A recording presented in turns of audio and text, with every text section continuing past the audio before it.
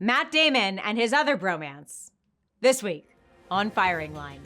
Sit in a room and do long division for the next 50 years. Probably make some nice bank, though. He's an Oscar winner and one of the world's biggest movie stars. Matt Damon has also taken on one of the world's biggest crises: how to get clean water to 771 million people who don't have it. And he hasn't let celebrity skeptics stop him. Damon teamed up with engineer and water expert Gary White more than a decade ago. I eventually came to the realization that I needed to partner with the best expert I could find. They innovated a new approach and have already helped 43 million people in need. They say the key to creating change on a massive scale is combining social responsibility with the power of capitalism. Can they achieve their mission to solve the world's water crisis in their lifetimes? What do Matt Damon and Gary White say now? Firing Line with Margaret Hoover is made possible in part by Robert Granieri, Charles R. Schwab, the Margaret and Daniel Loeb Foundation, the David Tepper Charitable Foundation, Inc., the Fairweather Foundation, the Asness Family Foundation, and by Craig Newmark Philanthropies, the Rosalind P. Walter Foundation, Damon Button, and the Simmons Family Foundation. Corporate funding is provided by Stevens, Inc. and Pfizer, Inc.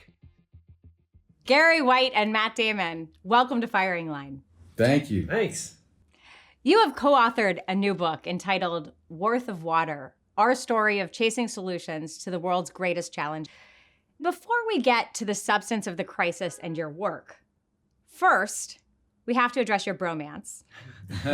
Matt, you write in the book, celebrities go off to Africa and resolve to change the world, that it triggers in you a gag reflex. Your words, not mine.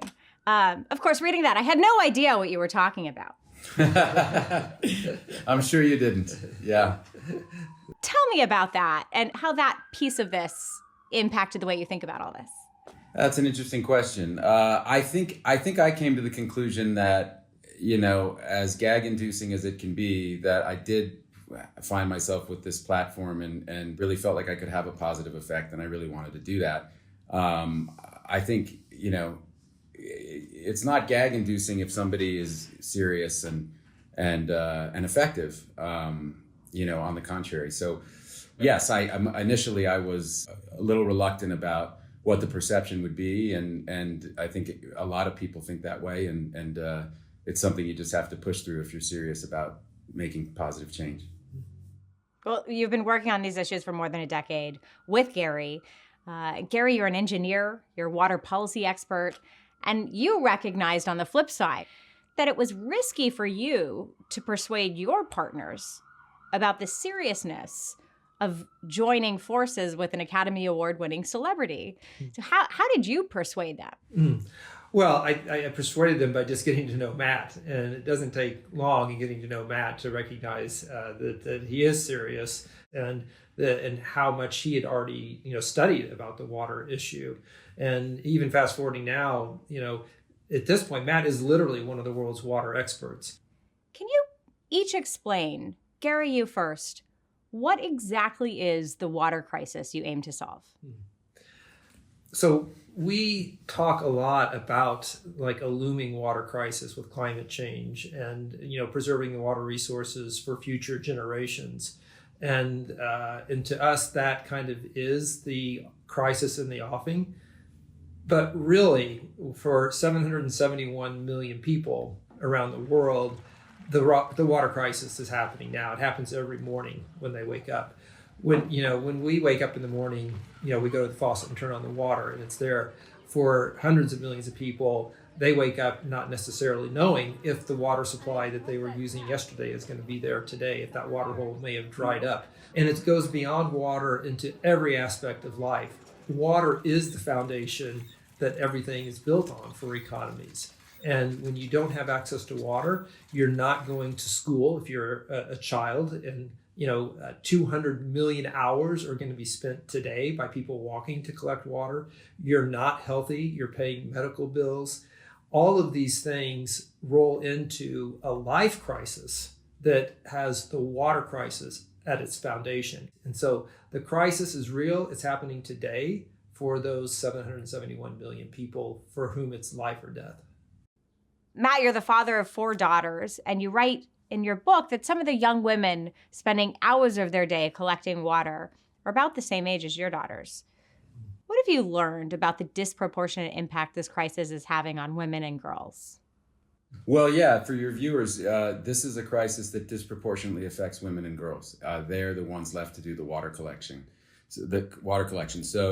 So girls are not in school all over the world because they are out looking for water. And so, the very first time I encountered this, in 2006, I was in rural Zambia, and I talk about this in the book, but for your viewers, I went on a water collection for the very first time with a girl. She was 14 years old, and I was waiting for her when she came home from school. And I was just kind of questioning her, what's it like living here? Is this where you want to live when you grow up? And she said, no, I'm getting out of here. I'm going to move to Lusaka. I'm going to be a nurse. She was going to move to the big city.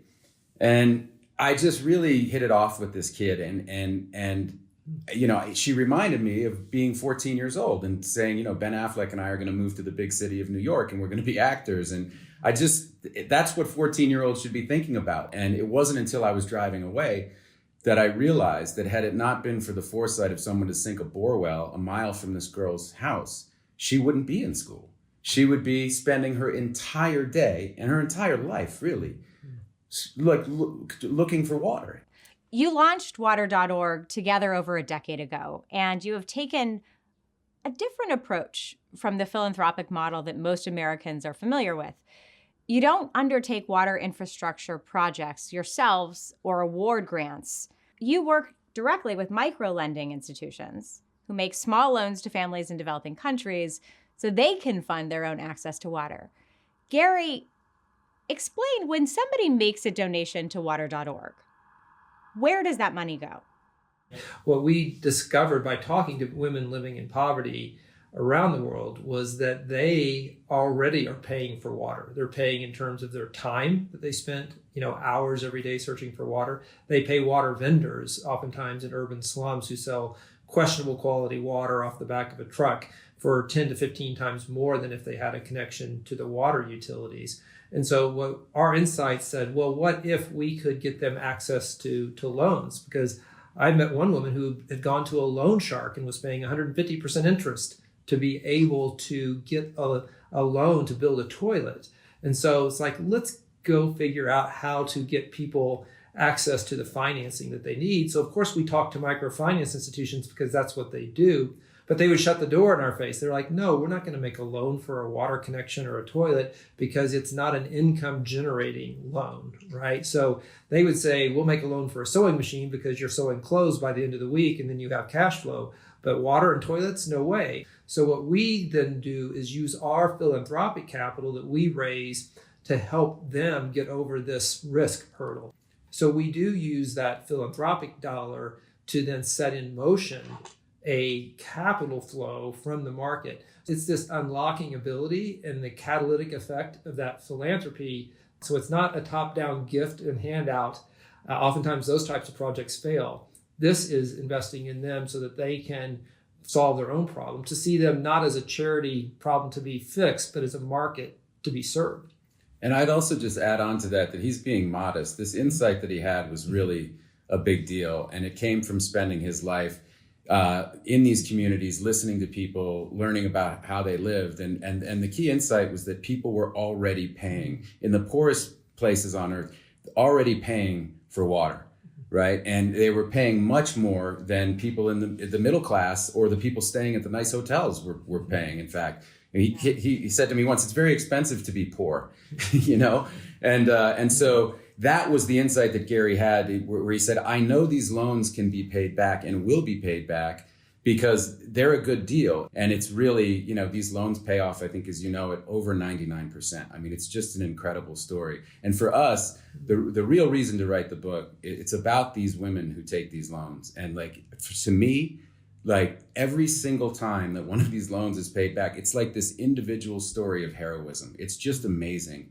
that these women are doing this. And And it just shows, right, philosophically, because the traditional charity model is not something that we spend time with. It's more about nudging a market towards people and letting them solve their own problem. Matt, when I hear you talk about it, it sounds like that was a shift for you, something kind of new, a new approach to philanthropy or charity that maybe you had to wrap your head around it. I ask only because in the book, you write about how you were first uneasy with the concept of loaning money to people living in poverty. You write, quote, "Imagine coming across someone in a desert who is dying of thirst, and instead of giving them your water bottle, asking them if they want to buy it from you. It felt, when I first heard it described, like the parts of capitalism that make a lot of us uneasy. It just felt wrong." It sounds like you had a real journey in terms of how you think about philanthropy and charity. Yeah, I mean, it was about really understanding that these are costs that are being paid already, right? These are and actually, we talk about a woman in the Philippines who was spending $60 a month, right, buying water off the back of a truck that wasn't even particularly clean, but she got a loan, and her loan payment was $5 a month, and her water bill was $5 a month. So that's $50 in this woman's pocket a month. And then eventually, in a couple of years, the loan's paid off, and so then that'll be $55 in her pocket every month. And that's a big deal in these communities. And that, suddenly, the ripple effects of that are enormous. And, it means a lot. It means none of the girls in that family are out looking for water. It means not, it means they're all in school. So yes, it was a thought leap to get there, right? And I use that example in the book about charging somebody for water in the desert. Like that would turn anybody's stomach. But on a large scale, these loan programs, are not about trying to take money from people who don't have it. It's quite the opposite. It's about empowering them to take control of their own lives, which is what they want to do. And in fact, the 99+% payback rate, I think, is illustrative of the fact that that's really what's at play here. This program was originally hosted by William F. Buckley Jr. from 1966 to 1999. In 1999, in the final season, he hosted the former Treasury Secretary, William E. Simon, and they discussed government funding of philanthropic efforts. When government funds are used for philanthropic reasons, then they have to scrutinize everything. And to scrutinize, they have to write regulations. And they have to decide how you're going to give it, who you're going to give it to. And I think $1 spent by government, maybe 10 cents or 20 cents is effective at the most. And $1 spent by an individual, he earned the money and the rest of it, he thinks twice about where he gives the money away. Gary, that clip reminded me of the conclusion that you came to when you were trying to decide whether to stick with private donors or to go the route of government funding and grant writing with your organization, Water Partners. Yeah, certainly what we see is this is an all hands on deck problem. If you look at government and the role that they can play versus what role the philanthropic community can play, I feel like we're sitting right at that intersection. We know that water supply infrastructure is a natural monopoly, right? We know that governments have to be responsible for getting the pipes in the ground, and we work with governments around the world to help more people get connected. Then I think that is like both parties kind of doing what they can do best and do most appropriately. And we went this direction because we knew that traditional charity was never going to be enough. We knew that there was never going to be enough charity in the world to solve this crisis. And what we see is like, let's think about it differently. Let's get out of the traditional roles. We created an asset manager now. We created Water Equity, right? The world's first exactly where I was going next. And it's like, we got to do this differently and think about this differently and think about philanthropy. I did some numbers the other day, and over the last 5 years, the total foundation giving for water around the world is about $2.7 billion from all of the foundations. Our model alone has unlocked $3.3 billion in capital for microloans around the world. So that's where you can get that type of leverage when you think differently. Several years into your journey, you recognized that in order to scale even further, you needed more capital. And so you embraced this concept of impact investing and venture philanthropy with Water Equity, which is the fund that you just referenced, which you launched in 2017. Matt, your dad was a stockbroker, and you went to him to see if he thought the idea would work. Explain, how does this idea work, and how is it different from both conventional charitable giving and traditional investing? So we were in India about 8 or 9 years ago, and we kind of were informally polling a bunch of our partners, a bunch of the MFIs, the microfinance institutions that we work with. We got the same answer back from everybody, which was the biggest bottleneck to their work was access to affordable capital. And that's how we came up with this idea of Water Equity, which, as Gary says, an asset manager. I mean, if you told us, a decade and a half ago that we would have created an asset manager, or be using finance in this way and like to help solve this problem, I would have looked at you like you were crazy. So I went to my father and I kind of pitched it to him. And when he didn't throw me out of the house, I kind of went, well, maybe we're onto something. But it actually has a competitive return. So it's not only a kind of, from a moral perspective, a good place to put your money. It actually makes sense for your wallet. And so that's how we've built a few of these funds now. And we've I don't know if we're allowed to talk about returns, but they're great and competitive. And so that work is scaling as well. We just closed our third fund at the end of March, $200 million in committed capital from multiple investors. And, that money is out there now generating water for, millions of people and generating financial returns for investors. The average water.org loan is $323. But a loan is expensive to administer, whether it's for $300 or $3 million. How do you keep costs down when there are so many loans to manage, Gary? Well, that's where we rely on the expertise and the business acumen of our microfinance partners around the world. We partner with more than 150 of them. And, Matt was talking about this earlier, this 99% repayment rate kind of vouches for the fact that these are serving people well and meeting their needs.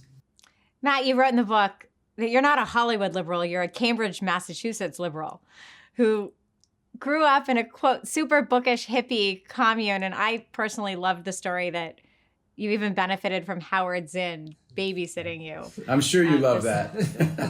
It's kind of amazing. It's just like so perfect. Howard Zinn, of course, is a famous sort of left-leaning American historian. But, now in this work, you've really embraced some of the virtues of capitalism and how sort of these principles of creating multi-million-dollar investment funds and partnering with businesses like DuPont and Bank of America and Stella Artois and Crypto.com, there's a view that, capitalism in today's sort of progressive movement, it's not a redeemable system, as we've heard recently on the left. Well, I don't know. I can't certainly speak for the left, but I can just say for myself that I think. Well, they've polled Americans about this. What people respond to mostly is ideas that work. And that's really what I think. Anytime you're trying to solve a problem, I think it's less about, whether I'm making a movie or whether I'm doing this work, it's never about ideology or clinging to any kind of preset idea. It's really about what works. And bringing the concept of finance into this has accelerated this work. We could put a number on how many people we would have reached if we just did direct impact work and drilled wells. That was never going to get us there. And that's one of the reasons I went looking for Gary 12, 13 years ago. I felt like there had to be a smarter way to do this. And it turned out that involved finance and microloans. And so I don't view it as all bad or all good. I just look at it in terms of what it's done for this work, and it's really accelerated, and it's been the right thing because it's such a powerful tool when used properly, and that's what we're trying to do. I'm Mitch Emhoff. I'm Clark's stepdad, Clark Morrow. Matt, you appeared in the 2011 movie Contagion. He said he was feeling very warm in Miss Tatum's class. I took his temperature again since I called. It was just a touch over 100. Okay. The plot is about a deadly respiratory disease that spreads around the globe. It becomes a pandemic. Hope you feel better, Clark, okay? Okay. Thank you. Attaboy. In the book, you write, water is the most basic, most valuable PPE there is. How did the pandemic help raise public urgency for your case? Because I think it accentuated a lot of this for us, because the very first thing we heard was wash your hands, right? And the first thing we both thought of was, well, there's 770 million people who don't have access to clean water to wash their hands with. Yeah, and it drove home for me like how interconnected we are. If COVID can hop on a plane and move around the world in a matter of weeks, are we any safer than people who are there, right? And if they can't wash their hands and disease is spreading there, it's ultimately going to hit us as well. And so it's the morally right thing to do to try to help people solve this crisis for themselves. But it's also a bit of enlightened self-interest that we see in terms of preserving global health. In October, you announced a partnership between water.org and crypto.com, the cryptocurrency platform. Tell me about why these two entities have partnered. It kind of happened, I guess, somewhat organically. They came to me asking to do an advertisement for them. And I hearken back to something that Paul Newman said to me about shameless exploitation for the common good. That was his favorite phrase. And I think he even put that on. The guy was on salad dressing bottles. So anytime I've done any kind of advertisement, I've just looked at it as an opportunity, as a fundraiser, and I give all the money to water.org. Fortune favors the brave. And so I did the ad and gave the money to water.org. And then, the people at crypto.com heard that I'd done that and just completely unsolicited sent us a check for $1 million. So that it was really surprising and wonderful. And then that kind of started this conversation with them. Well, like, wait a minute, can we think of some kind of a bigger partnership here, like we have with Stella Artois? So that's kind of where we are now. And we're hopeful that this leads to something bigger. Water.org focuses on the end delivery of clean water in the developing world. But I'm curious how you factor in this broader water crisis and water scarcity challenges in many places around the world, including here in the United States. Gary, is there an argument for beginning to think about the macro water supply issues that the globe will need to confront? There certainly is. And it is a global crisis, but it's also a series of thousands of local crises, right? Because water is very much a local commodity. It already has a huge carbon footprint, the whole water sector. For instance, in California, 25% of all the electricity that's consumed is used to move water from where it is to where it needs to be, to treat it and to distribute it. And so we need to look at this from all different perspectives, the technology, the conservation, and frankly, the carbon footprint. For us, it's about, we're really focused on access, for the poorest of the poor, access. And that access is now threatened, right, by climate change. The poorest people are going to feel this the worst, and they're going to feel it first.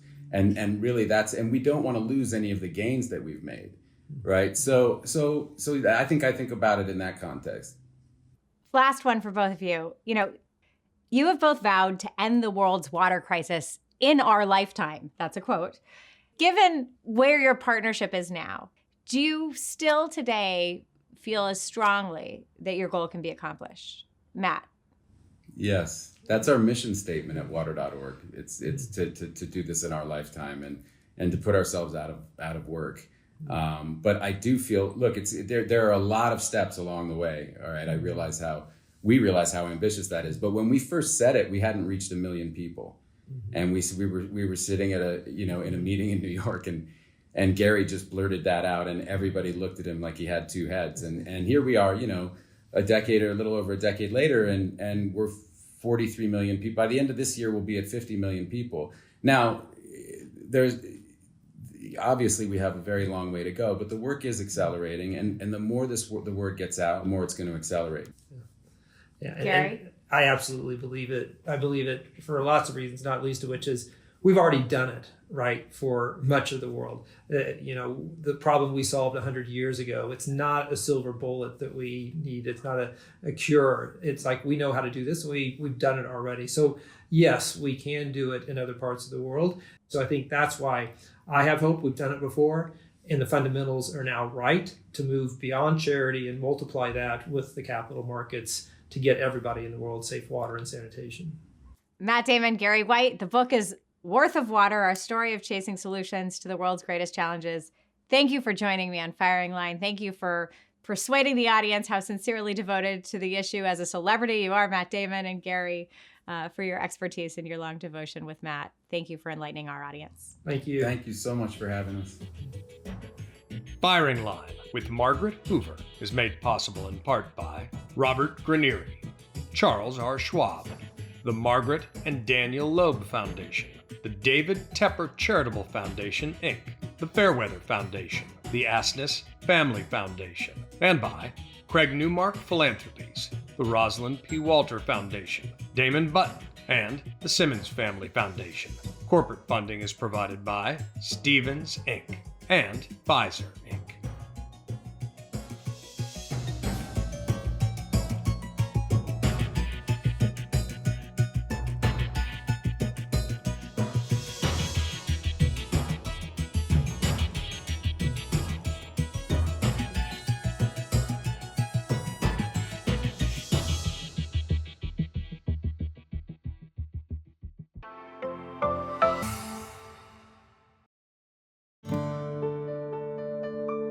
You're watching PBS.